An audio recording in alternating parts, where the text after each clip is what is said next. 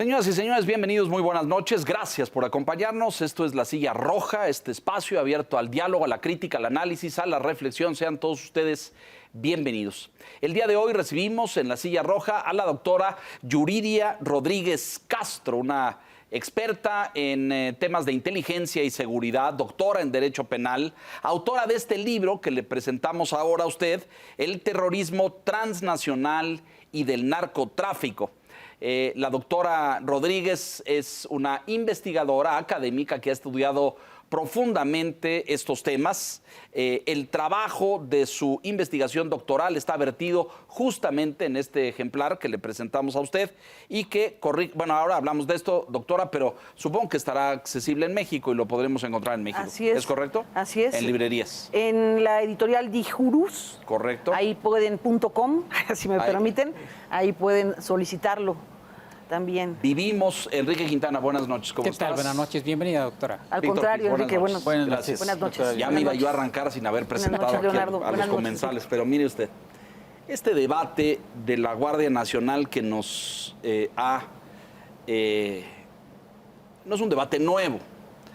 En los últimos días se ha incrementado, algunos dirían que se ha incendiado por este asunto, por este anuncio del presidente de la República, de que pues si quieren y si no quieren, él de todos modos le va a entregar, hasta hay fecha ya, como ha dicho el señor Quintana, la Guardia Nacional a la Secretaría de la Defensa Nacional. Y esto ha provocado este debate extenso a nivel nacional de la militarización, de la seguridad pública, del fracaso de la estrategia. Hay quienes dicen que no hubo jamás estrategia, que solamente hubo un repliegue de las fuerzas que combatían el crimen organizado.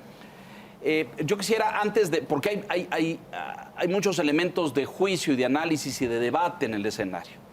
Hay gente que hoy está hablando en México de terrorismo y por eso la idea de contar con una experta de su talla y de su nivel de investigación y de estudio para discutir este tema. A lo mejor podríamos empezar con un diagnóstico, doctora, si es usted tan amable. ¿Dónde estamos? ¿Cómo estamos? ¿Qué funcionó de los modelos pasados? ¿Qué no funcionó? ¿Y qué es lo que pretende hacer este gobierno? Si es tan amable. Claro, muchas gracias, Leonardo, Enrique, Víctor, muchas gracias. Es un honor para mí estar con ustedes y con su auditorio. Bueno, ahora sí que cada sexenio en un contexto distinto y aclararlo, ¿no? Porque al presidente Vicente Fox le tocó recibir un país que acababa de tener un narcotráfico recién emancipado, si me permiten decirlo así, ¿no? El narcotráfico tenía una relación muy cercana con el sistema, con el poder, tanto que el Estado regía incluso el tema de las rutas del narcotráfico y de alguna forma también servía como regulador de la violencia o contenedor de la violencia. Cuando llega la transición con Vicente Fox, eso se rompe, esos lazos se rompen y lo que viene es un desconcierto y una violencia que no teníamos antes en México. Entonces comienza la primera etapa de militarización, se arrecia la violencia del narcotráfico en reacción y luego llega el sexenio del presidente Calderón. ¿Y qué ocurre? Bueno, uno de los objetivos más atacados por el narcotráfico es Michoacán, su propia tierra, ¿no? Por cierto, y él toma la decisión, acertada o no, ya eso lo decidirá, como dicen, el tiempo y la historia, de ir a Michoacán y militarizar ahí. Y comienza porque la familia michoacana era uno de los grupos más violentos, no se había visto algo así. De hecho, ellos lanzan un manifiesto a través de los medios sociales, de los medios de comunicación hacia la sociedad. Y para mí inauguran una era muy mediática y muy sangrienta de parte del narcotráfico, que se distingue de entre todas las expresiones del narcotráfico en el mundo, ¿no? Este es un narcotráfico muy terrorista, porque tiene este modo de expresarse. Y la familia michoacana inaugura esa etapa. Bueno, llega el presidente Peña Nieto, da una especie como de continuidad, pero intenta contener, intenta regresar a la Pax Narca del PRI, pues ya no se puede. Crea una corporación. Bueno, Calderón ya había creado una, como que cada sexenio crea la suya, pero si lo vemos al balance de 20 años, a lo mejor lo pregunto, ¿ha sido eficaz? O sea, el presidente Calderón hizo la Policía Federal. Fox tenía la PFP, ¿no? La Federal Preventiva, ¿o es de Calderón esa? Es de Fox. Agencia Federal de Investigación. La AFI. Es exactamente, la AFI. Y luego Peña hace la gendarmería, que luego... La gendarmería pues, que quedó en una nube porque nunca... extingue. Sí, exacto. En la práctica nunca existió, ¿no? Y ahora la Guardia Nacional. ¿Han sido eficaces? Sí. Bueno, Bueno. me parece hasta ociosa la pregunta, pero ¿ha servido de algo tanta corporación, doctora? ¿Han sido...? Sí, ha servido de algo para desmantelar a las fuerzas policiales, para confundirlas, para destruirlas, para denostarlas, para que lo que le quedaba de buen nombre a la policía desaparezca por completo, para desaparecer a la policía civil gradualmente y ahora de manera muy tajante con el gobierno de Andrés Manuel López Obrador. Eso es lo que yo veo a lo largo de estos sexenios, ¿no? Un desmantelamiento de las fuerzas policiales. Y recordemos que la policía representa la polis, es decir, la ciudad, lo civil, la democracia. Yo he insistido que es el blindaje de nuestra democracia. Cuando militarizas, es lo contrario. Por eso en América Latina observarán ustedes que la tendencia es hacia hacer civil a la policía, porque las dictaduras militares representaban algo doloroso y avergonzante para estas naciones, ¿no? Claro. Entonces, bueno, pues ahora es quitarle lo militar a la policía en estos países de América Latina, menos en México. ¿Por qué? Voy a decir algo que también va a sonar un poco absurdo, pero quizá no hemos vivido una dictadura militar en el siglo XX para entender y experimentar en carne propia, por así decirlo, ese dolor y ese flagelo, ¿no? Espero que no vayamos hacia allá en los próximos años, pero me parece que la intención, pues sí es claramente militarizar.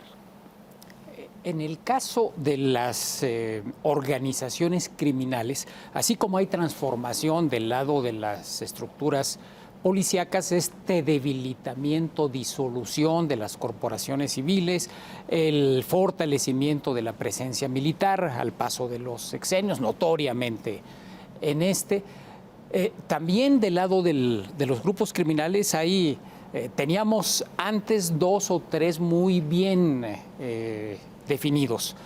Y los choques y la violencia parecían derivados básicamente del enfrentamiento entre los grupos de narcotráfico. Ahora, digamos, en los acontecimientos de Juárez notoriamente, pero no solo esos, dan la impresión, primero, de que ya no hay estos 2 o 3 grupos que eran los que explicaban la violencia, sino que hay muchos, se atomizó. Y segundo, que por la razón que sea, ya la violencia no deriva solo del enfrentamiento entre grupos, sino que está desbordando. Sea por el tema, por ejemplo, del derecho de piso, toda la actividad extorsiva de los grupos criminales como una línea criminal que complementa su actividad de tráfico de droga, tráfico de personas, etcétera, o bien por lo que ha sido polémica en los últimos días, si es terrorismo o no es terrorismo, esto de generar pues un ataque a la población civil, como ocurrió en Juárez específicamente.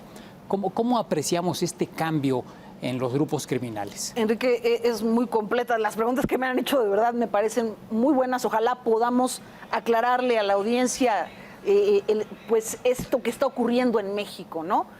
Sí, efectivamente se atomizaron los grupos, porque fue una estrategia, ¿no? Era atacar, atomizar y luego ir combatiendo a esas células. El problema es que durante mucho tiempo pensábamos en los grupos criminales del narcotráfico como cárteles, ¿no? Como grupos piramidales, con un capo hasta arriba, entonces podíamos ir por la cabeza y pensar que ya se había acabado. No, efectivamente se atomizan porque son células, son grupos que se van reproduciendo y se expanden.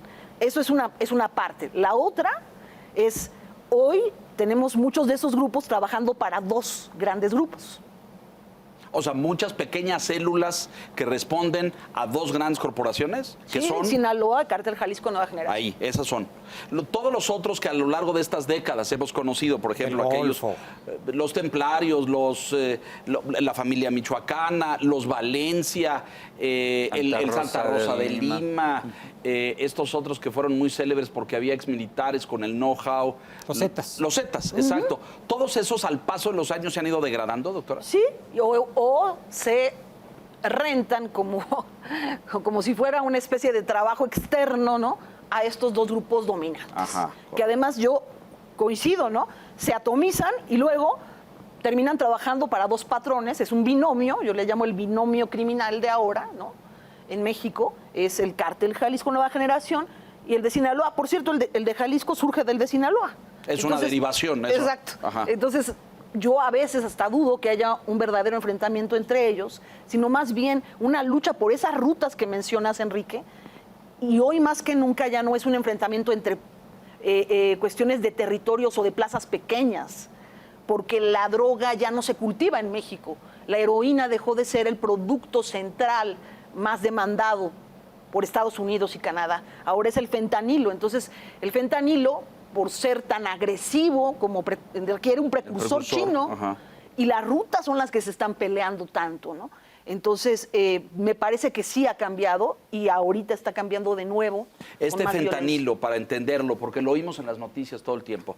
Y a veces los que nos dedicamos a esto damos por sentado que la ciudadanía entiende todo eso. Pero el fentanilo entra fundamentalmente por Michoacán, por Lázaro Cárdenas, o hay otros puntos de entrada al territorio. Hay otros puntos, sí, claro, pues está Manzanillo, ¿no? Por decirte algo. Y además, cada puerto tiene su forma Sí, de... claro. su dinámica y pueden comprar el Y su fentanilo. y su mafia, pues, Claro. evidentemente. Además, el precursor se puede adquirir vía internet. O sea, muchos narcotraficantes lo que hacen Lo es ordenan. tener... Sí, Y llega por Amazon, ¿o qué? Claro, algo así. No tanto así, pero te lo juro que puedes adquirirlo en internet. Y el fentanilo, para que quede claro a la gente, bueno, es un opiáceo, un químico derivado de los opiáceos, un analgésico más que nada. Muy poderoso. Muy poderoso, que pues de repente se puso de moda en Estados Unidos para sustituir al Oxycontin, que había sido también un analgésico que, bueno, se convirtió en una pandemia en Estados Unidos. Claro. Y entra este analgésico como solución al anterior y resulta que es más potente y más mortal. Y entiendo más que dañino, ¿no? Sí, O sea, y además es un aditivo. ¿A qué me refiero con esto? El fentanilo se combina con otras drogas para hacerlas más adictivas. Entonces, ha habido casos en Argentina, en otros países de América Latina, donde creen que están consumiendo cocaína y mueren por una sobredosis de fentanilo. Creen que están consumiendo Xanax en Estados Unidos y muere, por ejemplo, un joven rapero por consumir fentanilo en una sobredosis, porque además se requiere de muy poco, de verdad. Es muy poderoso Es realmente. y la diferencia entre eso y un arma de destrucción masiva es nada, porque el fentanilo se usó incluso como arma de destrucción masiva en Rusia, en el teatro de Moscú. Cuando la toma aquella los terroristas. Claro. ¿Pero cómo usan el fentanilo? Lo usaron como un gas. Cuando... Lo rociaron. Ajá. Y fue cuando murió tanta gente. Fue una decisión. Cientos. Sí, claro. No quiero equivocarme, pero creo que 260, una cosa así. Así es, Leonardo. Entonces, esto es la volatilidad. Es muy volátil también. Es difícil de manejar, es difícil de transportar y requiere mucho riesgo. Entonces, la violencia también va en paralelo al riesgo que se toma con esta nueva droga. Perdón la ignorancia, doctora, pero ¿para qué sirve ponerle fentanilo a la cocaína? Para hacerla más adictiva. ¿Para qué? Para enganchar más. El consumidor, claro, quiera más. Sí. Perdón, Enrique. O más potente. Me y metí, entonces... pero estabas... No. Y simplemente para la otra parte de la pregunta. Terrorismo. Hay quien dice terrorismo es solamente cuando hay una pretensión político-ideológica. Es decir, pensar en, por ejemplo, el 11 de septiembre, Al-Qaeda, etcétera. Y hay quien dice terrorismo es genérico. O sea, no importa que no haya esa pretensión político-ideológica, cuando se genera miedo, terror, pánico entre la población, ya estamos hablando de terrorismo. ¿Cómo debemos entenderlo? Así es, Enrique. Mira, igual que el narcotráfico, el terrorismo ha cambiado. Estamos hablando que desde el siglo XVIII tenemos terrorismo. Era un terrorismo asociado al anarquismo. Y durante muchos siglos, bueno, siglo XVIII, XIX... Al anarquismo y a movimientos nacionalistas y de independencia. Separatistas, todo esto, ¿no? Se asociaba con una ideología política de izquierda o de derecha. Esto ya cambió. Entonces el terrorismo también ha cambiado, mutó. A partir del 11 de septiembre, la vara quedó muy alta. Ese fue el punto. Se convirtió en un terrorismo mediático, transmitido en vivo a todo color, ¿no? Y con una carga simbólica, yo digo semiótica, ¿no? Muy fuerte. Y eso también influye a que después tenemos videos de degollamientos en vivo de periodistas, como fue el caso de un periodista norteamericano de apellido Pearl, y otros más, ¿cierto? Entonces, curiosamente, comienza a haber videos del narcotráfico en México con las mismas características, ¿no? Degollamientos en vivo, y el medio, que era YouTube en ese entonces, tuvo que cambiar las reglas justo porque estaban transmitiendo este tipo de videos. Para impedir que subieran ese tipo de imágenes. Exactamente. Ahora, hay que entender esto de fondo, porque entiendo perfectamente el terrorismo nacionalista, anarquista, de ultraderecha o de ultraizquierda. Pero, ¿qué gana el narcotráfico con sembrar terror en la población cuando pues, el narcotráfico fluye en la medida en que la sociedad consuma libremente, se mueva libremente? El narcotráfico incluso me parece queda camuflajeado con una sociedad que aparentemente funciona normal. Corríjame en esto. No, sí, estoy de acuerdo, Leonardo. El asunto es, primero tienes una sociedad que le gusta o no le gusta la violencia. Habría que preguntárnoslo, ¿no? Porque también es un producto tema que está en este ahí en el escaparate mediático, ¿no? Y no tiene que ver con los medios de comunicación serios, tiene que ver con las redes sociales, que son muy poderosas, muy virales y que no podemos controlar. Aquí hay filtros, en los medios tradicionales hay filtros. Podemos interpretar, podemos reflexionar. En las redes sociales no. Es total. Ese es el medio que nos enseñó el terrorismo, tanto del yihadismo como el terrorismo del narcotráfico en México, que podían explotar. Olvídate que como medio de propaganda, como medio de amenaza, de ataque y de difusión de sus ataques, ¿sí? Entonces, hay toda una parafernalia que no estamos reconociendo, que forma parte de un ataque como tal. Es terrorismo, no tiene que ser un terrorismo de izquierda o de derechas o de anarquía. O lo que entendíamos antes como una bomba, Claro. un estallido de una bomba en un mercado, ¿no? Aquí hay ataques. Exacto. Y ahora, como decía Enrique, a población civil, Sí. lo cual es Sí. inaudito. Antes se peleaban entre ellos. Sí. Terrorismo del narcotráfico, le dicen, ¿no? Doctora, ¿coincide con esta idea que comparten algunos especialistas en el sentido de que la militarización en México no fue decidida por los gobiernos, ¿no? En este recuento que nos hacía a partir del sexenio Vicente Fox, sino que fue impuesta por los propios grupos criminales que han desarrollado sus ejércitos o brazos armados, digo, y es muy evidente cuando vemos en redes sociales el despliegue, por ejemplo, del Cártel Jalisco de personas uniformadas, con vehículos tipo militar, con armamento pesado. O sea, fue impuesta por ellos, no tanto decidida por los gobiernos. Uy, Víctor, esa también es otra pregunta. El paramilitarismo, ¿no? Claro. En México es distinto al de América Latina. Ya. Y ese es uno. Se están camuflando como autoridad. Pero no solo eso, también tenemos un problema serio en términos de que tanto el Cártel Jalisco, Nueva Generación, puede adquirir armas de manera muy sencilla. Y creemos que toda la responsabilidad es de Estados Unidos porque nos las vende. No, yo he visto, nada más vean los decomisos. ¿Sí? Vean qué armas hay ahí. Hay hasta... Hay lanzacohetes. Y granadas hay de fragmentación. de fragmentación. Eso es suficiente evidencia para hablar de terrorismo. Ya ni siquiera tenemos que esperar un ataque. Cuando tú tienes un grupo con ese armamento, suficiente, ¿eh? Suficiente. No hay más. Entonces, es importantísimo lo que estás diciendo, porque el tipo de armas, algunas hasta son modificadas por ellos. Se las roban hasta el ejército, se las roban a la policía. Hemos visto que someten a los policías. Y a los militares. Y a los militares, claro, también. Entonces, ¿cómo no se van a robar su armamento? Esto es evidente y me sorprende más que el gobierno no lo entienda, que no esté leyendo por lo menos algo de esta realidad que ya nos está rebasando. El gobierno actual tiene la narrativa de que la responsabilidad esencial viene de los gobiernos anteriores, de que esta frase muy utilizada por Andrés Manuel de nada más le pegaron al avispero, hicieron un desorden, pero no resolvieron nada. ¿Concuerda usted, doctora? Pues entonces que él está cuidando el aviario, el avispero. Es que yo no, pues a lo mejor le pegaron al avispero, pero era la manera en que ellos encontraron. Para combatir Pues o para sí, refrenar. cada quien tomó una decisión, por eso digo, en su sexenio, y asumió su responsabilidad. Yo creo que sí la asumió en cierta medida Calderón, y además los medios también fueron muy duros con el sexenio de Calderón, el de Peña. Otra cosa que se dice ahora, que nadie les decía nada. Claro que Yo sí. recuerdo una crítica Claro que descomunal en medios a la... Militarización. ¿No es cierto? Sí, de sí, sí. Felipe Calderón. Sí, sí, sí. Y en materia de seguridad fue devastador. O sea, unas burlas inauditas incluso para él mismo. Fue desafortunado aquello del uniforme, Exacto, ¿no? Y de ¿no? la gorrita. Yo creo que eso fue desafortunado para un jefe de Estado. Pero, a ver, yendo al fondo del tema. Este tema de la colombianización de México.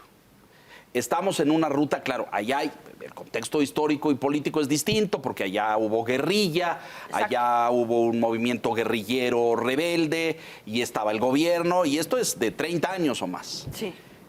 Nosotros no tenemos una guerrilla formal, digo, tuvimos algunas células en Guerrero, ¿no? Creo extintas, ahora me dirá usted, a lo mejor estoy equivocado, y están vivas o están vigentes. Pero lo que hay son grupos criminales que, según vemos, se han diversificado, ¿no? Aquello de la droga, y que era muy rentable, pues ahora vemos el combustible se ha convertido en una cosa muy rentable, Huachicol. el huachicol, el derecho de piso, la extorsión. Ahora hay organizaciones que invierten en inmuebles, ¿no? Sí. Es decir, se han convertido en corporaciones auténticas. Ya la droga, pues, como dicen, ha de ser una línea de negocio de la organización, pero no sé ni siquiera si sea la dominante. Claro, claro. ¿Qué diría usted? Sí, se han diversificado muchísimo, pero yo tengo la impresión y la frase que casi utilizo con frecuencia de que el crimen organizado no se crea ni se destruye, solo se transforma, ¿no? Entonces, vamos a encontrar que a lo mejor ya no hay guerrilla, Leonardo. No esa guerrilla, hay otro tipo de guerrilla. Ya no hay el narcotráfico de los 80s y de los 90s, no es el narcotráfico, hay otro tipo de narcotráfico, con otras actividades que, como dices, tal vez no sea ni siquiera la central. Y más en este momento que deben de estar pensando en otros mercados, cuando hay tantas dificultades para pasar la droga. ¿Estamos en una condición paralela a Colombia? No, yo creo que estamos en una condición totalmente distinta, pero además superando a Colombia por mucho, y lo único que no tenemos es la capacidad de aceptación, que sí tuvo Colombia, y la posición geográfica nos ayuda. Fíjate, dicen tan lejos de Dios. No, en este momento sí nos está ayudando la posición geográfica, porque Estados Unidos no es lo mismo que diga Colombia es un país terrorista, que diga México es un país terrorista. Pues es tu vecino, no es posible. ¿Qué tipo de trato político tienes con él? Que no puedes ordenar ese llamado patio trasero, ¿no? Entonces sí, me parece que nos está ayudando estratégicamente la posición geográfica. Pero Colombia, pues bueno, mira, ya se matan jueces en México, se matan curas, se mata sociedad civil directamente, hijos de alcaldes, ¿no? Hace unos Alcaldes días, y sí, alcaldesas, gobernadores, que yo no sé entonces qué estamos diciendo de diferencia con Colombia. La gran diferencia es lo que tú mencionabas, pues la historia, ¿no? Colombia tenía una guerrilla que antagonizaba con el gobierno, entonces pues Pablo Escobar prefirió unirse a la guerrilla para seguir antagonizando hasta que trató él de entrar al poder y de Entró, jugar de hecho, se hizo políticamente. senador. Bueno, aquí no es necesario. Los narcotraficantes ni quieren el poder político. Ajá. Quieren otro tipo de poderes, ya lo tienen. Lo tuvieron siempre. Por eso usé la palabra emanciparse. Porque se emanciparon del PRI. Y ahora no tienen, están como adolescentes descarriados, por decirlo. Ya pueden hacer y deshacer. No hay se quien los pueden ir. controle. No. Doctora, la doctrina oficial de esta administración es abrazos, no balazos. Resumiendo en esto el hecho de que dice el presidente que hay que atender las causas y él dice que las causas tienen que ver con la falta de oportunidades, falta de crecimiento, etcétera, etcétera. Entonces vamos a eso y en el largo plazo resolveremos el problema. Pero luego, y a veces hay contradicción en la propia narrativa del gobierno, la semana pasada el Gabinete de Seguridad, particularmente el secretario de la Defensa, dice, bueno, es que estamos atacando a las organizaciones criminales y para reflejar una pretendida fuerza que ya no tienen, por eso reaccionaron de la forma en que reaccionaron en Michoacán, Guanajuato, Jalisco, Chihuahua, Baja California, etcétera. ¿Ha habido un giro en la política de combate al crimen organizado o simplemente fue circunstancial este conjunto de hechos violentos que vimos en días pasados? No, yo creo que lo que vimos en días pasados es algo que jamás habíamos visto. Son hechos encadenados, cronometrados, calendarizados, programados, incluso pues casi que con segundos. Baja, dispara, sube de nuevo al auto y vámonos. Y dispara, ya sabes, a quien esté.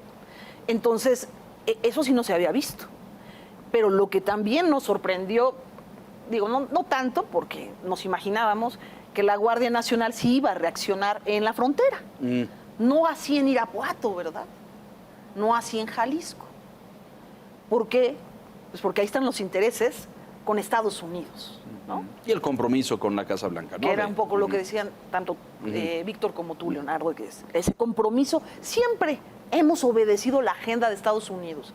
Y eso también debemos de dejar de enarbolar una bandera soberana, porque en este tipo de temas, además, ni siquiera debería de avergonzarnos.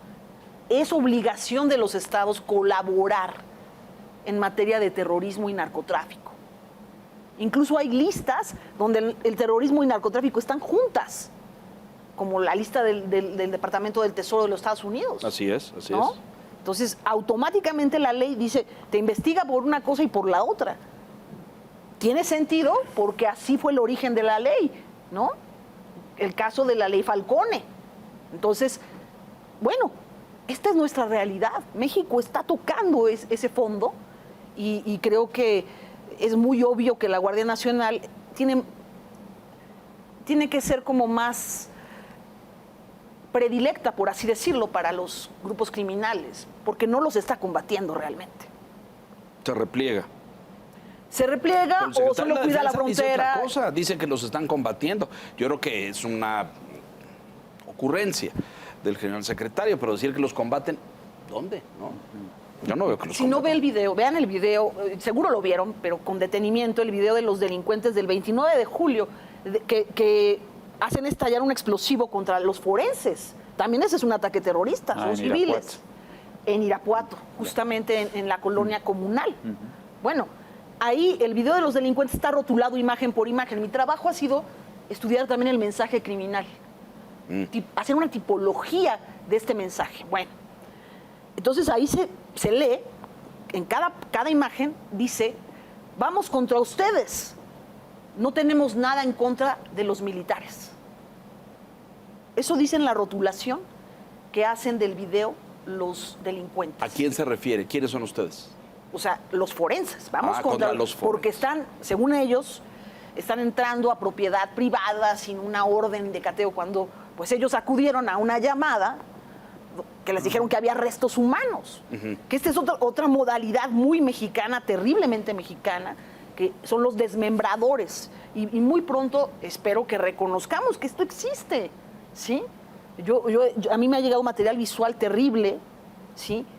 De personas que se dedican a desmembrar cuerpos para luego regarlos. No se decía este término del pozoleo hace algunos años, cuando en un cilindro con químicos se desbarataba a los cuerpos, pero en México sí hemos tenido expresiones terribles, sangrientas, crueles, ¿no? Sí. Es que superan todo género, gore y demás que pudieras imaginarte, ¿no? A mí me entristece porque parece que no hay trabajo de inteligencia en el país, para observar eso. Ahorita vamos a ir a eso porque creo que es muy importante.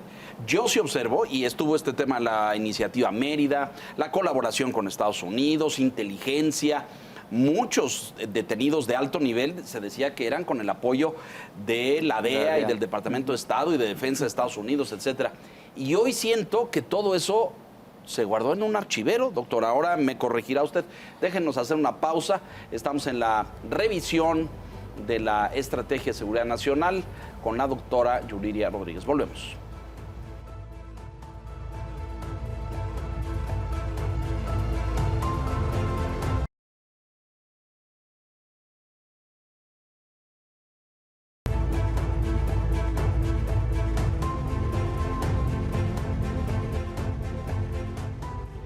¿Se acabó la colaboración con Estados Unidos? Aquellas iniciativas, la colaboración, el intercambio de datos de inteligencia. Estados Unidos tiene estas observaciones satelitales, registro de movimientos, escuchas telefónicas, o sea, tiene herramientas muy poderosas que el Estado mexicano no tiene. ¿Se acabó la colaboración? No, a ver, ¿se acabó? No del todo, porque estamos obligados desde hace mucho a colaborar con ellos. Incluso la DEA, que ha sido vilipendiada por el gobierno de México, esa es la verdad, menospreciada, insultada, creo que le llamó... ¿Corrida? Le llamaron delincuentes, ¿no? Sí. Ah, sí, corrieron una unidad, claro. Sí, así es. Una unidad de la DEA. La corrieron definitivamente porque, bueno, el presidente tiene la idea de que eso es como una invasión a nuestra soberanía, algo así. Y en ese desentendido, pues ha habido mucha molestia de parte del gobierno norteamericano, que aunque Joe Biden es como suave, a veces hasta tibio en estos temas, porque bueno, tiene muchas preocupaciones y México es una de ellas también, quizá el tema simbólico es Caro Quintero justamente por la colaboración que hubo con la DEA, que nadie puede cerrar los ojos y decir, no, la DEA no colaboró con la captura. Pues claro que sí.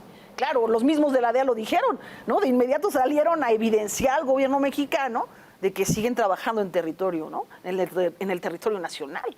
¿Y las autoridades mexicanas? No, las autoridades salieron, yo no sé por qué no dieron una explicación, incluso de pena, ¿no? Pues discúlpenos, ¿no? Sí se mantiene la colaboración, pero ciertamente ha descendido. Ha descendido el entendimiento. Eso es lo que yo creo que ha descendido. No hay capacidad de entendimiento. Creo que hay agendas muy diferentes y lo más preocupante es que la agenda de seguridad nacional, pues tampoco la entienden los nacionales, ¿no? El gabinete de seguridad se reúne, llega la secretaria en motocicleta, ¿no? Me parece más como un espectáculo, ¿no? Pero no llegan a acuerdos, es más bien como una demostración social de que estamos juntos, de que vamos a trabajar unidos, de que nadie se me va a salir de esta línea de trabajo. Recientemente escuchaba a alguien decir esta idea o esta valoración de que hay tantas horas de reuniones ahí, porque el presidente lo presume, ¿no? Todos los días en la mañanita, el gabinete, y los resultados son paupérrimos, ¿no? Es como, ¿cuántas horas de trabajo tiradas? ¿Cuántos personajes para llegar a qué resultado? Cero. Sí, regresando a la pregunta que hacía Enrique, doctora, sobre la narrativa, ¿no?, del gobierno en cuanto a la política y la estrategia de seguridad, ¿cómo entender el cambio de esta política de, por ejemplo, el gobierno de Felipe Calderón, enfrentar a los grupos del crimen organizado y después en el gobierno de Peña Nieto de ir sobre objetivos estratégicos, le llamaban, creo que detuvieron a más de 100, y de pronto llegamos a este gobierno en donde el tema es esta política de abrazos, no balazos. Y bueno, nada más digo, hablando de objetivos, el recuerdo más presente es el caso de Ovidio Guzmán, claro, hace casi ya 3 años, en donde lo tuvieron, pero ahora sí que lo dejaron ir, ¿no? Y la cabeza más famosa ahora es el caso Caro Quintero, ¿no?, que además está en un juicio para evitar su extradición de Estados Unidos. O sea, ¿cómo entender este cambio en la estrategia de seguridad de México? Bueno, yo en primera me parece que esto de abrazos, no balazos, pues no es ninguna estrategia, ¿no? Dicen que hay que tener, más vale una mala estrategia a ninguna. Entonces, pero sí entiendo como un subtexto, ¿no? Quizá que me parece el intento de regresar a esta idea de la pax narca priista. Es como un collage, ¿no? Una mezcla de... yo creo que el presidente recuerda sus orígenes priistas y dice, tal vez pueda yo negociar con el narco, ¿no? Lo vimos con el intento de ir a saludar a la mamá del Chapo, ¿no? Estas imágenes que nos recuerdan que voy a acusarlos con sus abuelas, estas frases nos hacen pensar en esa política de mejor la paz narca, o sea, una especie como de acuerdo político con el narcotráfico, donde la violencia no llegue a la sociedad, pero que no está dando resultados, tampoco. Si ese es el objetivo, una especie como de regreso a esa pax narca, pues no existe, no lo está logrando en la práctica, ¿no? Y no sé, la otra parte de la pregunta de lo de Ovidio, ¿no? Sí. Lo de Ovidio, bueno, es increíble porque, aunque hay que aclararle a la audiencia que no todos los hijos de los narcotraficantes también son narcotraficantes, pues Ovidio fue tomado infraganti además, ¿no? Estaba organizando ahí toda una rebelión y hace una llamada y todo se acaba, ¿no? Es increíble el nivel de control que pueden tener estos grupos. Y no dudemos que Estados Unidos... reacción, ¿no? Claro. De los grupos del crimen, bueno, particularmente de este, ¿no? O sea, algo que nunca se había visto. Pero este tipo de cabezas también le van a interesar a Estados Unidos si no se hace nada, ¿no? Claro. Y es a mí lo que me preocupa que va a hacer el gobierno si no tiene estrategias, si además estableció una especie de Pax Narca Reloaded, ¿no? Que no está funcionando tampoco en la práctica. Pues es que estamos llenos de sangre, doctora. En todos estos estados, ciudades que hemos mencionado, hay enfrentamientos. El presidente se vanagloria de decir, ya no hay masacres, dice el presidente, refiriéndose a aquellos enfrentamientos masivos. Ya no es como antes de mátalos en caliente. Sí, mátalos en caliente, ¿no? Ahora, con poquito. Pues sí, pero uno de sus simpatizantes decía en estos días, el país no está en llamas. Están exagerando, exageramos los medios, la prensa, los críticos, etcétera. ¿Exageramos o está en llamas? No, porque, a ver, bueno, sí, claro, es lo cualitativo de cómo matas, ¿no? Yo mato de a poquito, mato de a mucho, pero ¿qué crees que las cifras van en aumento? Entonces están matando más. Hay más homicidio doloso. Pero de a poquitos, entonces Entonces, uno los mato un lunes aquí y otros allá y otros en la frontera y luego voy acá al sur, porque ya también en el sur me interesa, ¿no? Y tenemos puntos geográficos que no podemos pisar. Entonces, cuando el espacio público ya no se puede pisar por la ciudadanía, ya no puede recuperarlo el ciudadano, se llama terrorismo. En cualquier país del mundo, en cualquier código penal del mundo, señores. Si tú quieres ir a un negocio y no puedes ir porque sabes que hubo una balacera o porque fueron a matar a gente común, yo no sé si eso no sea una masacre, ¿sí? Los franceses te dicen, los peritos franceses, es que ustedes tuvieron una matanza en un velorio contra 7 personas. ¿Activaron algún protocolo terrorista? Y no, todos los peritos mexicanos quedan así como, claro que no. Nosotros homicidio por 7, ¿no? Así es como vemos nosotros a nuestros muertos, ¿no? A nuestras víctimas, y como ve el presidente a las víctimas. ¿Qué sigue para adelante, doctora? Porque digamos que esta circunstancia no puede ser eterna.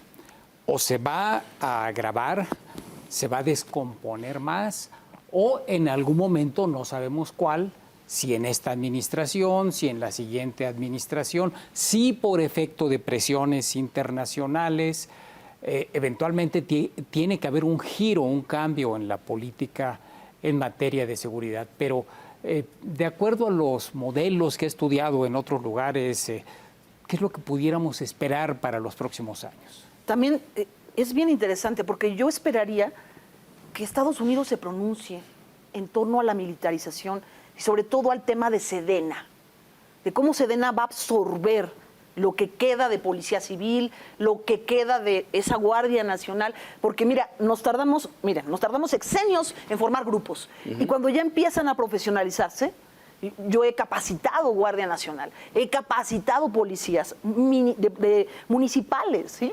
Y he visto cómo se cambian la camiseta en un turno y otro, así, porque no hay nada, no tienen recursos, hay 1 o 2 policías por municipio. Estamos centralizando la seguridad. Yo quisiera que Estados Unidos nos dijera algo también, o les conviene también a ellos el tema de que Sedena controle. Ya se habrían pronunciado si fuera Cuba, ya se habrían pronunciado si fuera Venezuela, pero es México, ¿ven? Otra vez, el punto estratégico, geográfico, nos está ayudando a no ser tan castigados, pero creo que se va a agravar y el tema de Sedena va a marcar la agenda de aquí al final de sexenio, así como el cártel Jalisco Nueva Generación, que es la marca también del sexenio. Sí, en todas estas transformaciones que hemos visto, ¿no? De la AFI, Policía Federal, Fuerzas Federales, Gendarmería, llegar a la Guardia Nacional, el presidente está diciendo, pues yo lo que pretendo es como asegurar o garantizar con este cambio que va a proponer, que va a formalizar pronto, que no sabemos todavía bajo qué figura legal, como asegurar que la Guardia Nacional se quede en Sedena, que legalmente esté adscrita a la Secretaría de la Defensa Nacional.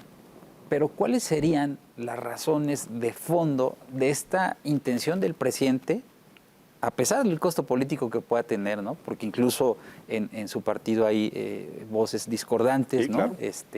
Por ahí vimos a Alejandro Encinas en esta semana, ¿no es cierto? Porfirio Muñoz Ledo Sí. también, otra. ¿Cuáles serían las razones de fondo? Se dice que una muy relevante, quizá la más importante, es la crisis de seguridad, que él de plano dijo, pues no hay otra más que pasar la Guardia Nacional a la Sedena. Bueno, entonces no hay conocimiento, tiene ignorancia acerca del tema, ¿no? Porque no sabe que hay lugares donde hay sobrepoblación de elementos y lugares donde no hay fuerza. Entonces, ¿de qué te sirve centralizar otra vez ahora bajo el paraguas de la Sedena? No sirve para nada, a menos que tu intención sea política, ¿verdad? Que lo que quieras sea fortalecerte tú, asegurarte a ti. Pero esa no es la seguridad nacional. Esa no es tampoco la seguridad internacional.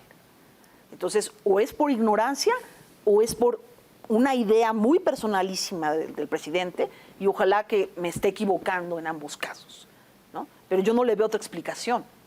Porque de verdad, vean la Ciudad de México, tenemos muchísima policía, por eso aquí no vemos cuerpos colgando, ¿no? Decapitados en los puentes, porque hay más policía en la Ciudad de México que en muchos otros estados. Sí, está más numeroso. Claro, y aquí vas a tener a Sedena, tenemos a la Marina, ¿no? Bueno, ni siquiera tenemos mar, ¿no?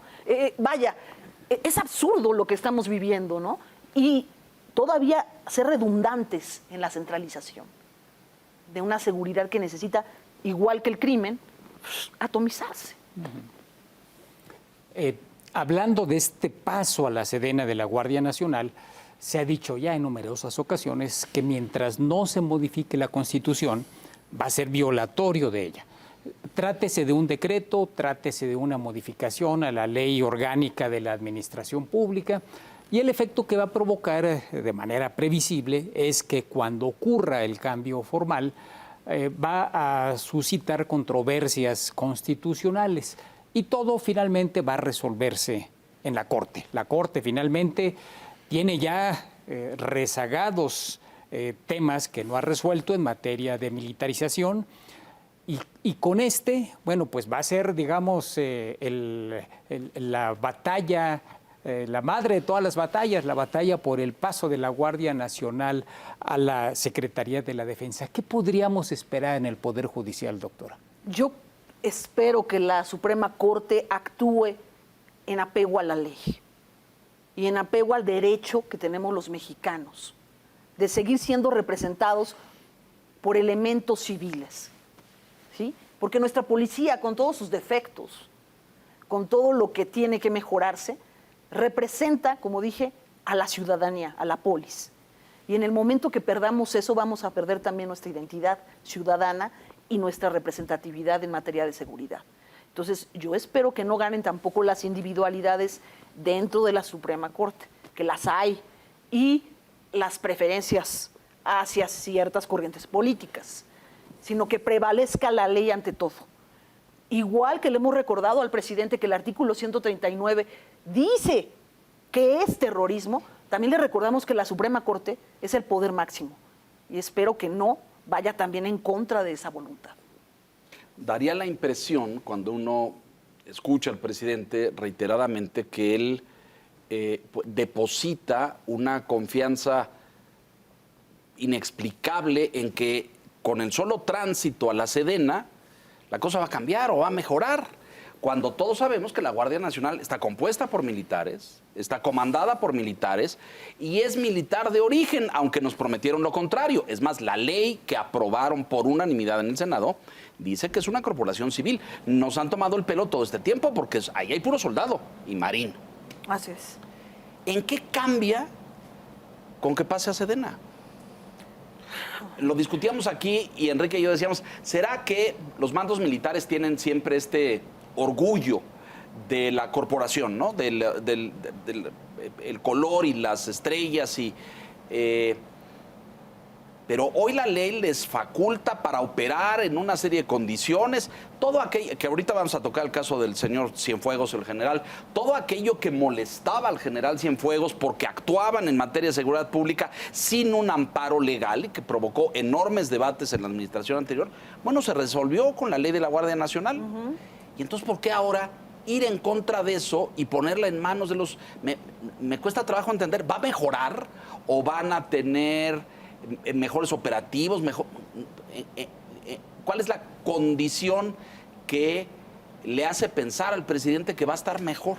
Bueno, él cree que dejando todo en manos de los mandos militares, porque eso sí, todavía la Guardia Nacional tenía algunos mandos civiles. Bueno, pues una vez que pase la Sedena, adiós eso, se acabó. Pero también considero que es un mensaje del presidente, ¿sí? Me parece más un mensaje de cómo quiere él llevar este sexenio hasta el final en materia de seguridad. Y él lo ve todo en términos así, de mensajes, de cuestiones simbólicas, ¿no? Entonces, no dudo que vaya por ahí más el asunto, porque también pienso que el presidente no entiende mucho la diferencia entre una corporación y otra, entre un cuerpo y otro, no sabe cuál es la diferencia entre la policía y la Guardia Nacional, entre seguridad pública y seguridad nacional. No creo que nadie le explique, además. Y tampoco conoce la ley. Entonces, me parece más un mensaje, ¿sí?, con un fuerte contenido simbólico y político de vean a dónde vamos. Lo cual es pues mucho más preocupante, doctora. Yo creo que sí. Esto a lo mejor no estaría... Tú decías hace un momento, ¿será que es por la crisis de seguridad, que es evidente? Sí, que puede ser una razón, ¿no? La otra, algunos dicen, es para institucionalizar la Guardia Nacional. Sí, exactamente, lo que ya está, o formalizar lo que ya opera de manera informal, ¿no? Y que no esté también dándose... lo que mencionaba el doctor al principio, desdén hacia las instituciones o los cuerpos policiales encargados de la seguridad en el país con estos cambios que hay cada sexenio. Sí, Víctor, pero el riesgo es que también termines por desdeñarlo todo, porque al absorberlo, pues claro, se convierte todo en un mismo cuerpo y entonces después ya no vamos a tener nada digno de presentar en materia de seguridad. Ese también es el riesgo. Por eso hay funciones para cada cual. Y creo que eso a mí me parece totalmente errático. ¿No será también que es una manera de asegurar la continuidad? Él en algún momento, en los últimos días, también dijo que va a modificar el límite temporal que se estableció en los transitorios de la reforma constitucional, que eran los 5 años, para que en el 24 el Ejército dejara de tener, digamos, la licencia para actuar en tareas de seguridad pública. Y así como le dio al Ejército la operación del aeropuerto Felipe Ángeles, la construcción del Tren Maya, que aseguró en el caso del Istmo los recursos para la Marina, ¿no será también que en este caso diga, para que no me vayan a modificar en el futuro y a construir otra Policía Federal o Guardia Civil, de una vez se la asigno al Ejército y a ver quién es el valiente que se en la los quita próximos años, que se la quita al Ejército y la vuelve a hacer civil? Bueno, ahí ya es mucho más complejo, ¿eh? Si esa es la intención del presidente, todavía me preocupa más, porque entonces es transeccional, ¿no? Estamos hablando de algo que va más allá incluso de él, es para el que viene. Como de hecho es su proyecto, ¿no? Su proyecto pretende, ¿sí? Falta que se sancionen las urnas, ¿no? En las elecciones, pero él pretende que pase a la siguiente administración y al siguiente gobierno y que la transformación de México, que ya se dio cuenta de que no la iba a poder lograr en 6 años, pues Sí. tiene que prolongarse en el tiempo. El general Cienfuegos, nos quedan unos minutos y hay que aprovecharlos muy bien. ¿Cómo lee esto? Entiendo que hay una disputa con la DEA. La DEA es la que presenta los cargos, identifica, dice los testimonios de este testigo allá en el juicio del Chapo Guzmán en Nueva York, señalan que este señor es el padrino. Y la DEA dice, es el ex secretario de la Defensa en ese momento. Pero luego viene una disputa brutal entre el gobierno de México y Washington diciendo, suéltenlo, no es él, nosotros avalamos, lo respaldamos. ¿Qué lectura hace usted? Pues justamente porque ya tenía planeado, eso sí, ¿no? Darle todo a la Sedena. Y tú no puedes tener un elemento o ex elemento De ese rango, ¿no? De Exacto. ese rango, de esa estatura, aunque haya correspondido a otro sexenio, fíjate, ahí sí no le importó el pasado, ¿no? Lo defendió salió en como defensa. como suyo. Exigencia de las Fuerzas Armadas, me parece, ¿no? No lo dudo, pero y voy aquí a decir algo que quizá no me crean muchos, pero ningún sistema es monolítico. No. Ni la Sedena, ni la Guardia Nacional. Dentro hay gente que no está de acuerdo, silenciosa, esperando su momento, esperando la mano perfecta, como dicen en el juego de la baraja. Claro. Hay que tener cuidado con eso y creo que el presidente no lo está calculando, porque él cree que todos van a estar con él. Porque el general Cienfuegos y su gente seguro está comprometida, pero hay otros que no. Hay otros que están silenciosamente en disidencia. Sí, y a las voces críticas han sido acalladas, pero se sabía. 2 minutos, conclusiones, don Víctor. Sí, pues agradecer a la doctora Rodríguez que nos haya acompañado esta noche. Creo que su voz, le decía yo antes de empezar el programa, que muchas entrevistas, ¿no? Por la coyuntura que ha tenido el tema de seguridad, pero sin duda creo que es una voz que hay que escuchar porque nos ayuda a entender los retos que tenemos en materia de seguridad, que no son fáciles, doctora. Veía el tema de los homicidios, no se ve fácil, secuestros, el pago de derecho de piso, son delitos que cada vez están más presentes en nuestra sociedad y creo que una voz como la de usted siempre ayuda. Sí, claro. Gracias, Víctor. Y bueno, ahora es el pago por derecho de ruta. También. Por derecho Para de pasar, pasar. claro. Entonces, sí. Gracias, Víctor. Sí. Gracias. Pues sin duda, así como decíamos de los organismos criminales y de las estructuras de seguridad, pues todo este mundo se ha hecho más complejo y necesitamos un bisturí para ir encontrando cómo se dan las conexiones y sobre todo pensar en qué tendríamos que hacer para tener un mejor futuro, que creo que ese es el reto que tenemos todos. Reflexionar para tener un diagnóstico correcto y poder construir esos proyectos para el futuro. Esto creo que a eso abona. Vamos a leer con detalle el libro para documentarnos más. Al contrario, gracias, Enrique. El gusto fue mío, sí. Gracias, doctora, de verdad. Leonardo, muy honrados con su no, al presencia contrario. y que nos ilumine y oriente en este asunto. Me quedo con enorme preocupación con el agregar el concepto y la operación de terrorismo. Jamás hubiéramos dicho que en México había terrorismo, ¿no? Hubo guerrilla en algunos momentos, hubo, por supuesto, crimen organizado, hubo aquella Liga 23 de septiembre en los 70, si la memoria no me falla. Pero hoy vemos incidentes que son, pues, el retrato, el reflejo indudable de que hay una planeación, una estrategia de provocar eso. Claro. Y eso tiene un nombre y se llama terrorismo. Así es. A veces tanta violencia no nos deja ver. No, es correcto. Y nos confunden, ¿no? Porque fue un asalto, fue un robo. No, mire, esto es algo más serio. Doctora, gracias nuevamente. Leonardo, vamos a darle lectura atenta y puntual a este material que le recomendamos a todos ustedes. El terrorismo transnacional y del narcotráfico. El mensaje terrorista, violencia y derecho penal. Aproximaciones a un modelo preventivo. Ojalá y lleguemos a un modelo preventivo. Ojalá. Eso también es un cambio importante. Bienvenida, doctora. Gracias, don Enrique Quintana. Buenas noches. Gracias a don Víctor ustedes. Piz. Gracias. Gracias. Y a usted que nos hace el favor y la gentileza de acompañarnos. No se despegue. La silla roja aquí puntualmente la semana entrante. Gracias.